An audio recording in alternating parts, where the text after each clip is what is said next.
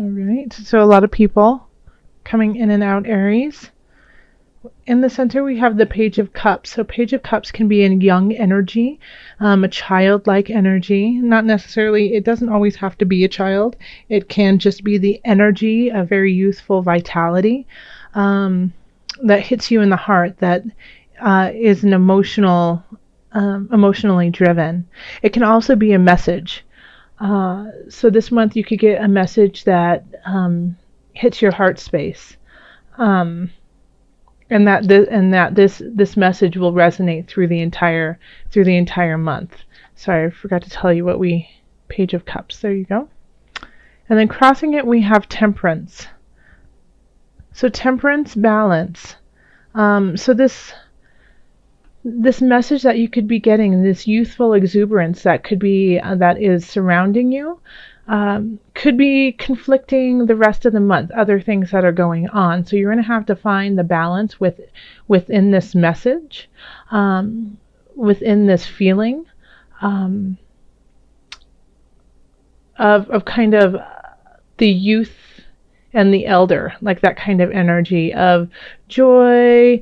Well, both youth and elders have joy, but like that idea of unbridled happiness. You know how children are just, they can get over things very quickly. They can play, fall, skin their knee, and be up in 5 minutes and back at it.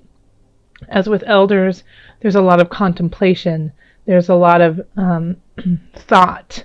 There's a whole life of experiences that go into the decisions that are made. So to find that balance of not getting too somber, too heady, versus quick reactions of, I don't care, let's just have fun. Finding that balance will be a challenge. So in the past, we have the Ace of Wands. So it looks like you could have started a new spiritual journey.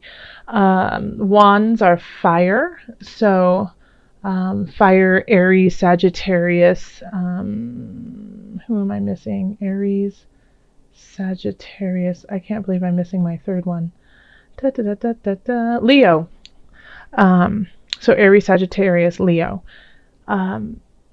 You could have met someone who is one of those signs, and you're just starting something anew with them. It could be a relationship, or it could just be, just a spiritual connection that you guys have a lot of fun at, that has a lot of zest and zeal to it. But whatever you're starting really has you amped and ready to go and ready to do just that. And it looks like you just started it within the last 6 months or so. And then we have the star over here, and whatever it is that you're starting, I mean, you have luck on your side. You have the star. You are the star. I mean, Aries, you are a fire sign, so you have that capacity to really push through. So whatever it is you're starting, and I've also heard from a lot of subscribers too that, it's been a challenge to let go of certain people in their lives that are no longer good for them, that are not bringing out their highest light and energy. And so I think like that process of letting people go could be coming to an end, and that you are really successful at it. Because in our subconscious, we have the Queen of Cups. Cups is emotion. The Queen of Cups is in control of her emotions. On the shadow side, it can be that she gets jealous too. But this is your subconscious. So rise above with the Queen of Cups. That you are carrying this level of love in your heart. That you have control over your emotions. That you're capable of giving to others in a positive way, in a way that can be received, and in a way that is needed for those around you. And the reason why you can do that is because you are starting to find your own emotional grounding and figuring out how to keep your well full. So above it all is the Tower. So something has fallen apart. Something is being let go, something is being taken out. The Tower can be a really sudden change, very abrupt, very quick. It doesn't necessarily mean that you didn't know it was coming. Like a lot of times I feel like the Tower, people knew it was coming, they just didn't want to face it. So this is your outer persona. This is what's going on there. So it could, I mean, when it comes to the Tower runs the gamut of what it could be. You know, just in this position here, I feel like it's not necessarily something that has happened right to you. And I'm trying to listen to Spirit, but Spirit's giving me different messages regarding this, so I'm going to have to be a little bit clearer. But it's what's happening in the environment around you, which is affecting you. But it's not necessarily, I don't think it's necessarily something that is actually happening to you. And I mean, for the foundation, the overarching feeling of this month, we do have the Five of Discs. So this can be a feeling of lack. This can be a feeling of not having what you need, feeling unsupported, left out in the cold. But, you know, I love how Carol Hertzer did the coloring on this, because this can be such a heart-wrenching card because you feel so alone and you feel like no one cares and that there's nowhere for you to go. But it really is like a matter of perspective, because here is this beautiful door waiting for you to be opened and come through to the shining light and the warmth. So it's this card to me never ever symbolizes like end all be all despair, because there is such a huge window of hope if you let it in, if you look up and you acknowledge it. And so with that and the Tower here, whatever happens, whatever shifts dramatically for you, know that even though you might feel very down and forlorn over this and feel a deep sense of loss, there is light, there is a place of warmth, and it is definitely there, especially because you have the Star, and this is the future. And so this is love, this is happiness, this is drinking from the well of, you know, of keeping yourself full. So the thing with the Star is you have to truly set your intention for it to happen. Like the Star doesn't create, you know, it's like, you know, the I wish I may, I wish I might have this wish, I wish tonight. You can only have your wishes if you actually know what you're wishing for. So know what you are wishing for, be clear about it, and make sure that it's coming from a very honest place. And you can start to manifest that. All right, so here we have the King of Cups. And though it's a cup, and I don't really ever feel like an Aries has a cup, I feel like this month you're really going to be tapping in emotionally, because I think you're going to have a lot of emotions running through with just this reading. So I feel like you have this sense of King of Cups. You do. And it's really interesting that we have the King of Cups and the Queen of Cups and kind of in the place of you in both spaces. So that's another reason why I really feel like it. And that maybe at the beginning of the month, you're a little bit more hesitant, you're more nurturing. You're hesitant with yourself, but nurturing with others, because a Queen of Cups often does that. And so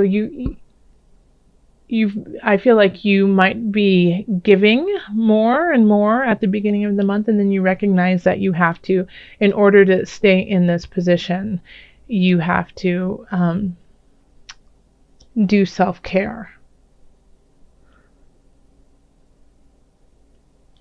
And here we have the Page of Wands. And again, we have two pages here, which is also interesting. Page of Cups, Page of Wands. Page of Wands, once again, fire sign, Sagittarius, Leo, Aries, you guys. And Cups is water signs. So Cups are Cancers, are Scorpios, and Pisces. So you could also be having support from Cancer people too. You could be having, like, in a way, like I feel like this could be mother, father, somebody who has that kind of energy to them that you just feel very comfortable with, nurtured by in a healthy mother father type of way. So it might not necessarily be your mother father, but it might be somebody who exonerates those kinds of things. But back to the Page of Wands, and I feel like this could, in a way, this is a message that is being brought into you very quickly. And I get this sense too that this Page of Wands is linked to the Ace of Wands. So whatever you started, I think you're going to get messages about. And I'm not getting a sense of positive or negative with this message. But it comes in quick, and I think you weren't expecting it. That you were... that it kind of makes you turn your head quickly and go, wait, what did you say? What are you telling me? And whoever delivers this message might have spoken out of turn and wasn't supposed to say what they said, but they're, and they have to backpedal a little bit. Like, oh, wait, I wasn't supposed to say that. You weren't supposed to know. Like, that's what... that's the sense I'm getting. It's like, you weren't supposed to know this message yet. And that might be the beginning of the second guessing of yourself, the challenges that you weren't ready for, but you were ready for them. So in our hopes and fears, we have the Lovers. So the beautiful thing about the Lovers is, everyone puts it towards relationships and love, of course, but it's also about coming together in contracts with one another and being clear with one another and setting very honest and truthful intentions with one another. So, and that really does link into this. So I'm getting a feeling that what this challenge has to do with could be with relationships, but it could also be with work. Like I keep seeing, like, the offices. So it could be with work that things are shifting, but they're shifting even if you have something difficult that happens. I feel like it's part of the process to get you to where you need to go for your true path and position. If it's with relationships, I think you might have a fear of possibly, of being alone. And so you don't want to let go of this relationship. You don't want to let go of this, even though it's caused some turmoil, because you don't want to face it by yourself. But know that no matter what you do, even if you're afraid of that, the Tower says, I will come in and I will clear things out for you when you can't do it for yourself.